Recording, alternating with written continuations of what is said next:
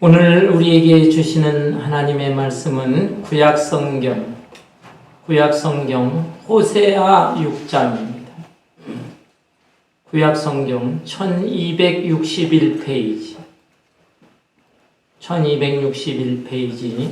호세아 6장 1절에서 3절까지 짧은 말씀인데요.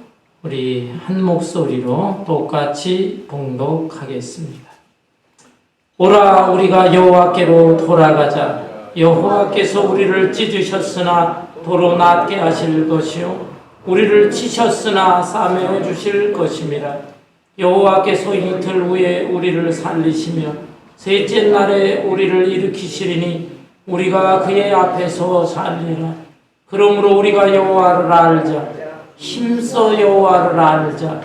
그의 나타나심은 새벽빛같이 어김없나니 비와 같이 땅을 적시는 늦은 비와 같이 우리에게 임하시리라 하니라. 아멘. 아멘. 러시아의 문호 톨스토이의 단편 작품 중에 이런 이야기가 있습니다. 어느 날 두 여인이 성자를 찾아왔습니다. 한 여인은 성자에게 고백합니다. 내가 큰 죄를 범했는데 어떻게 하면 내가 용서를 받을 수 있겠습니까? 울면서 고백을 했습니다. 그런데 또 한 여자는 저는 제가 기억에 남을 만한 그런 죄를 범하지는 않았습니다. 물론 소소한 잘못은 했겠지만 큰 죄를 범한 적은 없습니다. 저의 경우는 어떻게 해야 할까요? 라고 물었습니다. 그러자 성자는 이 두 여인에게 각각 이렇게 말을 했습니다. 큰 죄를 지은 여인에게는 당신은 가서 큰 돌을 하나 가지고 오시오. 당신이 들기에 벅찰 만큼 큰 돌 하나를 가지고 오시오. 그리고 소소한 잘못은 아마 범했을지 모르지만 기억에 남지 않습니다. 라고 말한 이 여자에게는 당신은 가서 많은 작은 돌을 가져오시오. 라고 말했습니다. 그래서 이 두 여자는 가서 한 여인은 큰 돌을 낑낑거리면서 가져왔고 또 한 여인은 작은 돌을 치마폭에다가 가득 담아서 가져왔어요. 그런데 그들이 성자 앞에 나오자마자 이 성자는 다시 말을 했습니다. 미안하지만 지금 가져온 돌을 당신들이 가져왔던 그 장소에 도로 갖다 놓으시오. 그러자 큰 돌을 가져왔던 여인은 자기가 어디에서 가져왔는지는 금방 알지요. 그래서 그곳으로 가져다 놓았습니다. 그러나 작은 돌을 많이 가져온 여인은 자기가 어디에서 이 돌들을 가져왔는지 그 장소를 찾을 수가 없어서 돌려 놓지를 못했다 하는 그런 얘기가 있습니다. 여러분, 이 이야기가 주는 교훈이 무엇입니까? 우리는 큰 죄에 대해서는 기억을 하고 또 교회에서 회개하라고 하니까 회개도 하지만 일상생활에서 수없이 짓는 잘못, 소소한 죄에 대해서는 기억조차 못합니다. 기억이 아니라 아예 처음부터 이게 무슨 죄가 됐느냐 전혀 생각지도 못하면서 그렇게 하루하루 살아가는 우리들의 모습이 아닌가, 이것을 깨닫게 해주는 이야기인 것입니다.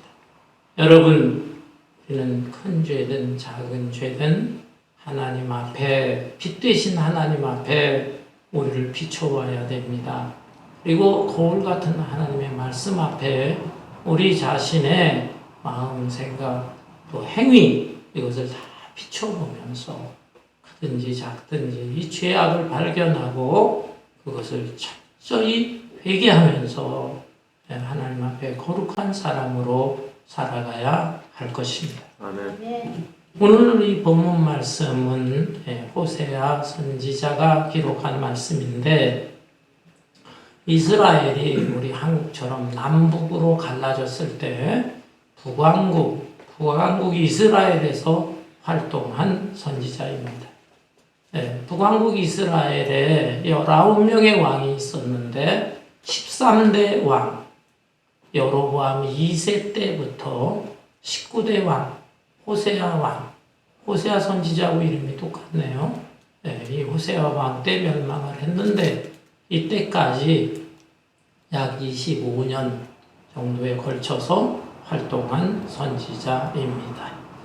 이 선지자 당시에 이스라엘 백성들이 많은 죄를 졌습니다. 여로보암 2세는 굉장히 이 세상적으로 말하면 정치를 잘하고 이때 나라가 경제적으로 굉장히 부강했습니다.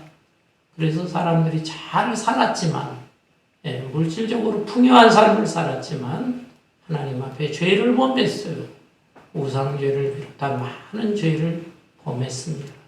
그래서 하나님께서 여러 가지 징계도 내리셨지만 그들은 돌이키지를 않았어요. 그래서 이러한 시대 상황 속에서 하나님은 호세아라고 하는 사람을 택하셔서 선지자의 사명을 감당케 하신 것입니다. 호세아 선지자 본문 말씀이 무엇이라 합니까? 본문 6장 1절에 보면 오라 우리가 여호와께로 돌아가자.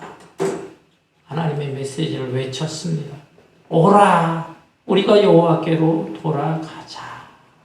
당시에 북왕국 이스라엘 백성들은 하나님을 형식적으로만 믿고 실제적으로는 전혀 다른 삶을 살았던 것입니다. 그래서 오라 우리가 여호와께로 돌아가자 외쳤던 것입니다. 그런데 호세아 선지자는 하나님 앞에 돌아오라 회개하고 돌아오라라는 것을 이렇게 말로만 외친 사람이 아닙니다. 이 선지자는 가정의 모습을 통해서 하나님의 메시지를 전한 사람이었습니다. 호세아서 1장에 보면 하나님이 어느 날 이 호세아를 부르셔서 너무나 어처구니 없는 명령을 내리십니다. 호세아야, 너는 가서 길거리로 가서 음란한 여자를 택해서 결혼을 해라. 그리고 음란한 자식들을 낳으라. 아니 세상에 하나님이 이런 명령을 내리시는 법이 어디 있습니까? 하나님의 사람에게 그것도 특별히 하나님의 메시지를 전하는 선지자에게 너는 가서 경건한 여자, 정숙한 여자를 만나서 결혼을 해서 귀하고 아름다운 자식들을 낳으라. 이렇게 말씀하는 것이 마땅하지. 어떻게 음란한 여자를 택해가지고 음란한 자식들을 낳으라고 하겠어요? 하나님이 이런 법이 어디 있습니까? 세상에 하나님 중매를 해도 어떻게 이런 중매를 하십니까?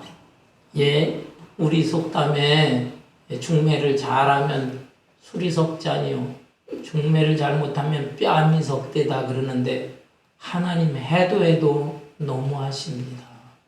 어찌 나에게 이런 길 이런 삶을 살라고 하십니까?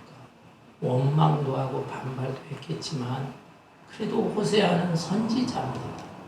하나님의 무슨 깊은 뜻이 있을 것이다. 그 명령에 순종합니다. 그래서 거리의 여자, 아마 창녀였겠죠. 고멜이라고 하는 여자, 이 여자와 결혼을 합니다. 그러면서 세 자녀를 낳았어요. 첫째는 아들입니다. 이스르엘이라고 하는 아들, 둘째는 딸입니다. 로루하마라고 하는 딸, 그리고 셋째는 또 아들입니다. 로함미라고 하는 아들, 이남 일녀를 낳았습니다. 이 정도면 다복하지요. 그러나 사실은 이 자녀들이 다 호세아의 자식들이 아니었다라는 것입니다. 어떻게 그것을 알 수 있을까요? 그 이름의 뜻을 보면 우리가 유추할 수 있습니다. 첫째 아들 이스라엘이라고 하는 이름은 하나님이 흩으셨다라는 이름이에요. 그리고 둘째 딸의 이름 로루하마는 하나님이 긍휼히 여기시지 않으신다. 그리고 셋째 아들은 로암미, 내 아들이 아니다. 이 세 아이의 이름의 뜻이 다 부정적이고 나쁜 뜻입니다. 그래서 이 세 자녀, 정확히는 알 수 없지만 적어도 두 자녀, 둘째와 셋째는 틀림없이 하나님이 불쌍히 여기지도 않는다. 하나님이 또 내 아들이 아니다.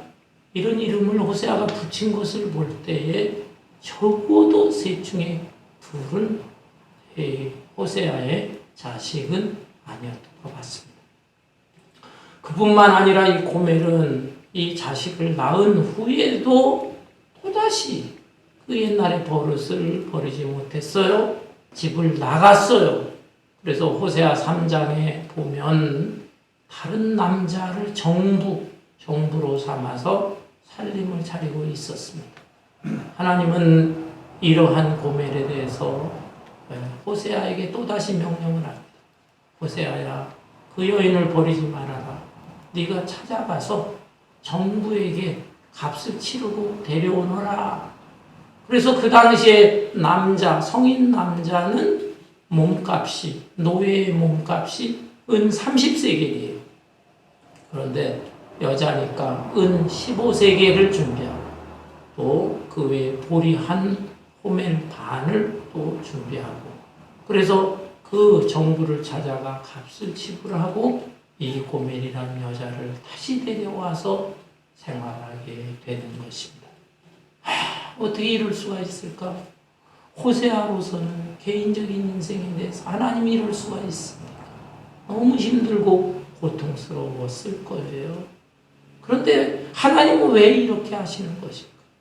그 당시에 이스라엘 백성들이 너무너무 죄를 범하니까 단순히 입으로 전하는 하나님의 종들의 말씀, 그걸 아예 들으려고 하지도 않으니까 시청각 교제식으로 이 호세아의 가정을 아예 택하고 이 가정을 이용을 해서 하나님의 메시지를 전하려고 했다라는 것입니다. 곧 이 당시의 이스라엘 백성들은 하나님에 대해서 영적으로 음란한 생활을 하고 있었어요. 그 전통적으로 쭉 믿어오던 하나님, 그 하나님의 형식으로 믿고 실제 마음 중심으로 또 생활 속에서도 누구를 믿느냐 하면 우상을 믿는 거예요. 가나안 땅의 대표적인 우상신 바알신, 또 여자신으로 아세라신을 위시해서 여러 우상신들이 있는데 그 우상신들을 섬기고 있었습니다. 그들이 왜 이렇게 할까요?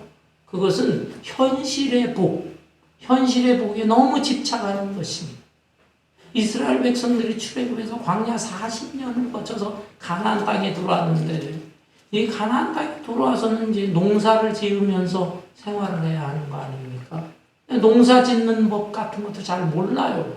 그러니까 가나안 사람들하고 적당히 어울려가면서 기술도 배우고 또 인간관계도 맺고 그러면서 거기 정착해서 살려고 했던 것입니다. 그러다 보니 그들이 믿는 우상신들, 이것들도 또 적당히 믿으면서 어울리면서 살려고 하는 것이. 바알신을 섬기게 되면 농사가 잘 되게 한다. 하늘에서 햇빛을 주고 또 때를 따라 비를 내려준다.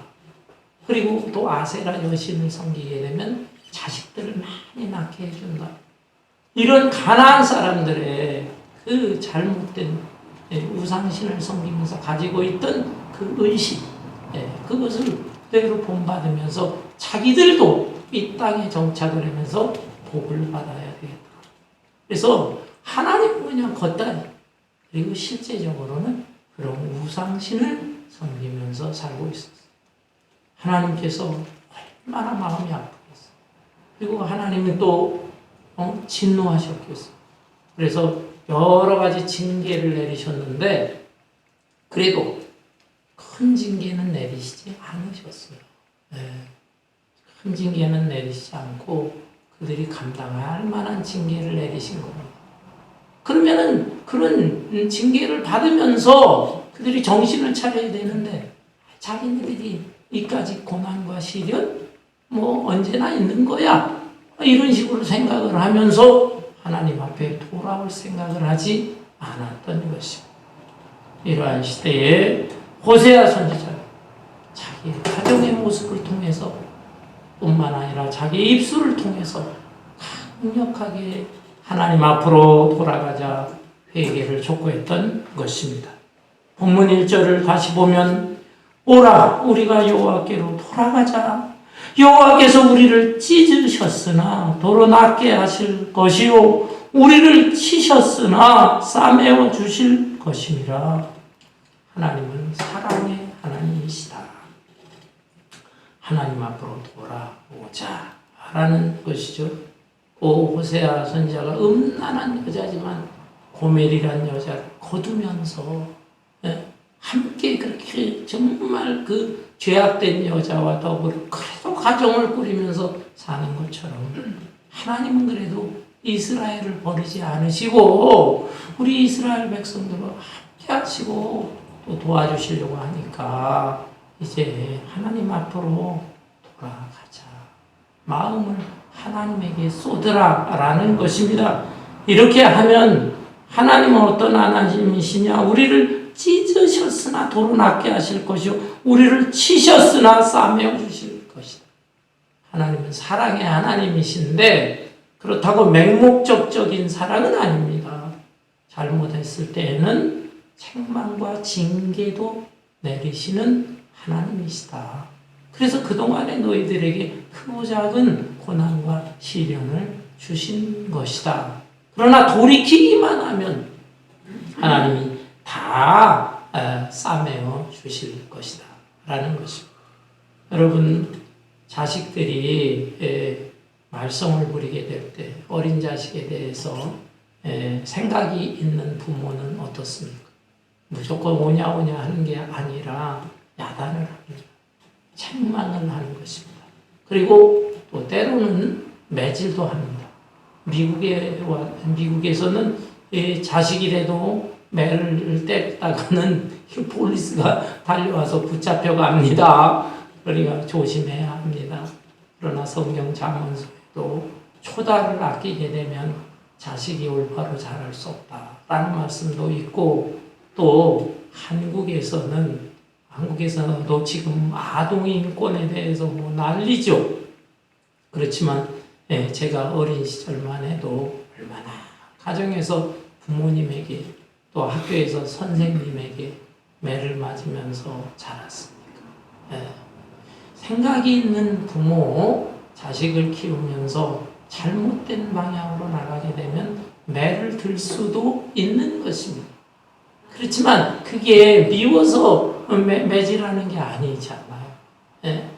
매로 때리지만 그러나 그 아이가 저녁 때 아파하면서 잠자리에 들었을 때 부모는 그 아이의 이불을 걷어보면서 그 아픈 데를 만져주고 상처에 치료약을 발라주는 것, 그것이 바로 부모의 마음이다. 하나님은 바로 이런 하나님이시다. 하나님 사랑의 하나님이라는 걸 꼭 기억해라. 너희들이 그동안 죄를 많이 범함으로 인해서 하나님이 또 이렇게 아프기도 하고 매질도 하고 했지만 너희들이 하나님 앞에 돌아가기만 하면 다시 회개하고 돌이키기만 하면 하나님께서는 찢으신 것을 아물게 하고 상처를 치료해 주실 것이다 라는 말씀이에요.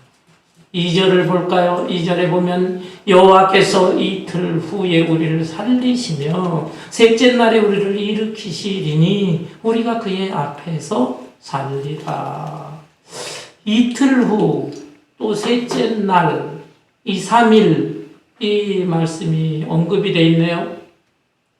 여기에 2, 3일이라고 하는 말의 언급, 이 뜻은 아주 짧은 시간이라는 의미가 있지요.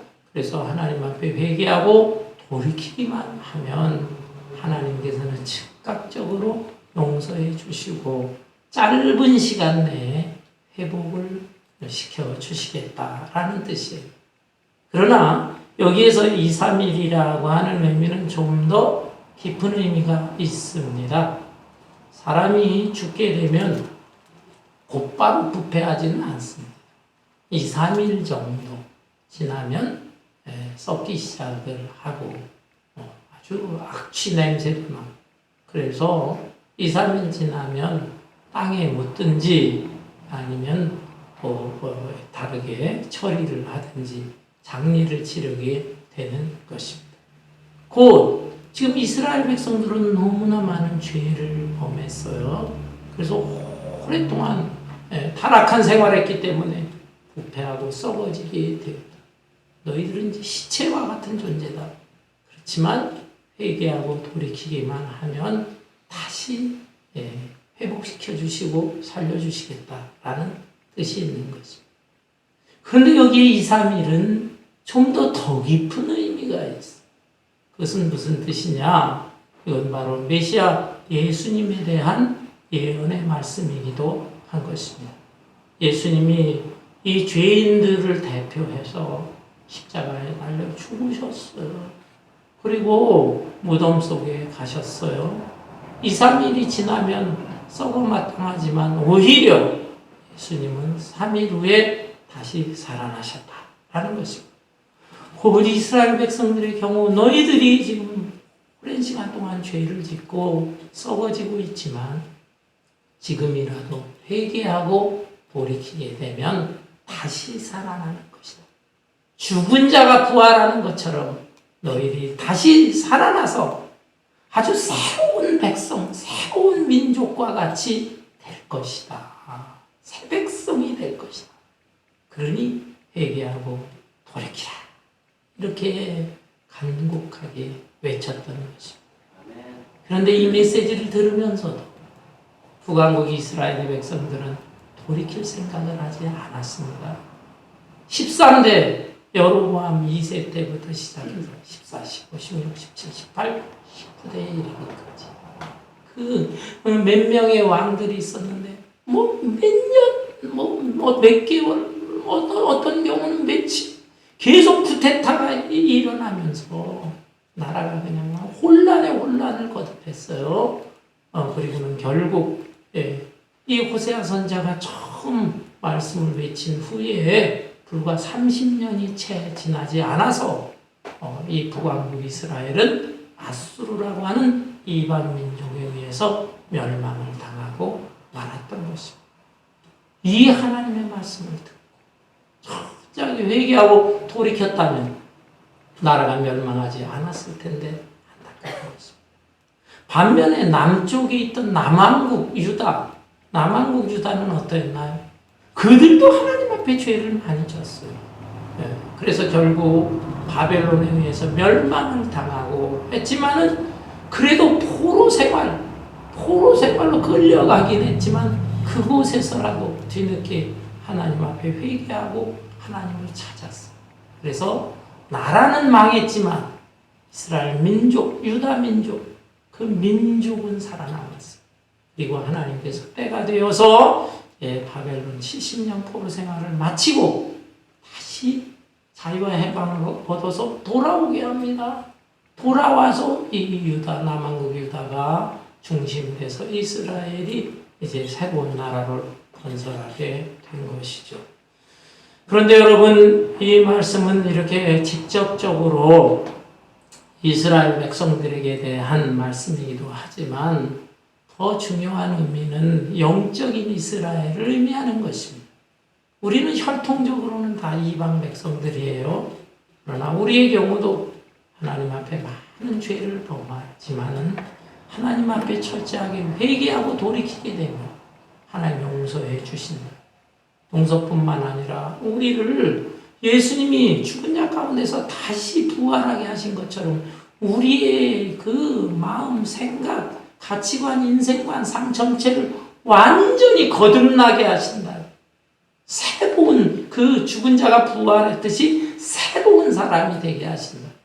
내 개인뿐만 아니라 우리 믿는 자들이 모여서 영적인 이스라엘, 새로운 하나님 나라의 백성이 되게 하신다라는 소망의 말씀인 것입니다.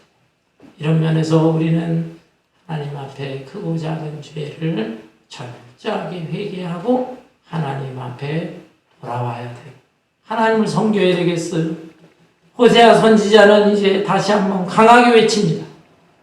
3절에 보니까 그러므로 우리가 여호와를 알자. 여호와를 알자. 힘써 여호와를 알자.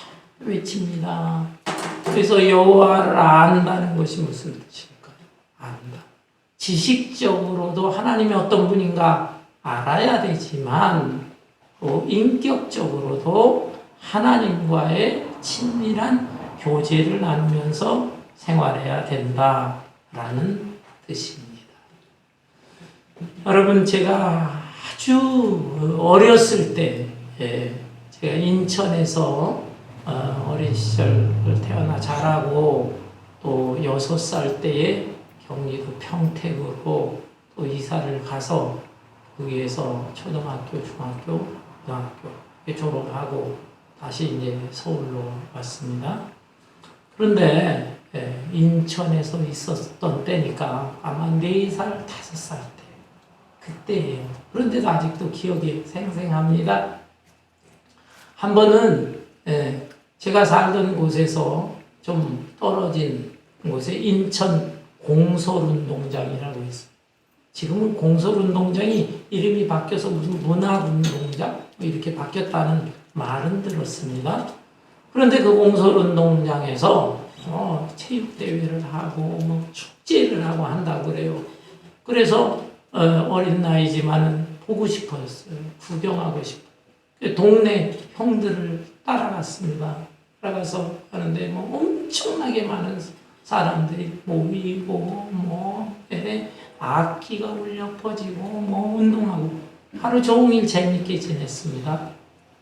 그리고 이제 오후 늦은 시간인데 다 해제가 되는 것이죠. 모든 행사가 끝나고 나오는데 사람들이 밀려 나오면서 동네 형들을 제가 놓쳐버렸어요. 형들 손을 잡고 따라가야 되는데 길을 잃어버린 것입니다. 큰일 났어요. 어떻게 찾아가지? 그러고서 이제 그 공설운동장부터 집으로 돌아오는데 왔던 길을 기억을 하면서 돌아가는데 거리가 그 어린 발자국으로 2시간 넘게 걸었던 것 같아요.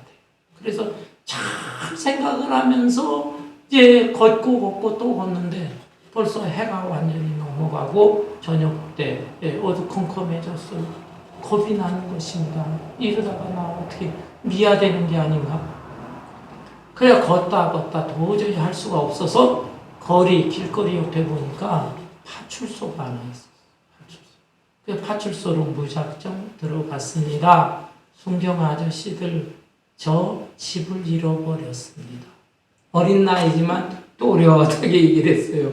그러니까 그 중령들 중에 사람이 나와서 저 손을 붙잡고 그래? 그러고서 의자에 앉히더라고. 그러면서 어떻게 잊어버렸냐? 제가 운동장에 가서 행사들 보고 오다가 형들을 놓쳐서 이렇게 됐습니다. 그러니까 저를 토닥토닥 해주면서 따뜻한 물 한 잔을 주더라고요. 그러면서 물어보기 시작합니다. 네 이름이 뭐냐? 그래서 제가 오세오 이름을 또렷하게 대자고 네 아버지 이름 아느냐? 예, 오자 전자 환자. 어렸지만은 그렇게 배웠거든요. 옛날에는 아버지 이름을 함부로 못 부르게. 오자 전자 환자. 그래? 네 아버지 직업은 뭔데? 우리 아버지 직업이요? 경찰관이에요. 우리 아버지도 경찰관이었으니까 아마 제가 파출소 생각을 한 거예요. 그래? 그러니까 그거 저한테 물어보던 분이 빙긋 그래 웃더라고. 너 집 주소 아냐? 예, 주소도 제가 또렷하게. 그러니까 제 어머니 아버지가 혹시 이런 일이 있을까봐 예, 아버지 어머니 이름, 형제 이름, 주소 뭐 이런 걸 다 아주 철저하게 외우게 했거든요. 그러니까 또렷하게 제 집 주소를 얘기했어요. 그랬더니 그 순경 아저씨가 웃으면서 제 손을 딱 잡고 아저씨와 함께 가자 그러는 거예요. 그러면서 그 파출소를 나와가지고 하는데 불과 한 15분 정도 그렇게 멀지 않았어요. 그러니까 제가 기억을 돋으면서 집까지 오긴 왔는데 못 찾았다는 거예요.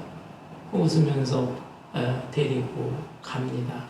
그리고 저희 집에서는 어머니가 그렇지 않아도 밤이 캄캄해지겠는데 얘가 왜 안 돌아오느냐 그 동네 형들 집안에도 물어보는데 그 아이들은 다 왔다는 거예요. 걱정하고 있는데 제가 순경 한 사람 돌아가고 그분은 또 제 어머니하고 알고 또 제 아버지하고도 이렇게 어느 정도는 아는 사이인가 봐요. 아이가 이렇게 아버지 이름 대고 주소 대가지고 문제없이 데려왔습니다 라는 거예요. 어머니가 막 울면서 저를 그냥 이렇게 품에 안고 했던 것이 지금도 기억에 또렷하게. 여러분, 제가 그때 우리 아버지가 누군지 이름이 뭔지를 몰랐다면, 그리고 아버지 직업이 무엇인지 몰랐다면, 그리고 내 아버지가 살고 내가 사는 집 주소를 몰랐다고 한다면 내 인생은 어떻게 됐을까? 지금도 가끔씩 생각해 봅니다. 어쩌면 미아가 되고 어쩌면 다른데 입양이 돼가지고 그렇게 살다가 전혀 다른 인생을 살게 되었을지도 모르는 것이죠. 여러분, 우리도 마찬가지입니다. 여호와 하나님이 누구신가? 그 하나님을 놓쳐서는 하나님을 알아야 돼요. 또 하나님의 성품이 어떤 하나님이신가? 사랑의 하나님이시다. 잘못하면 책망과 징계도 내리시는 하나님이시다.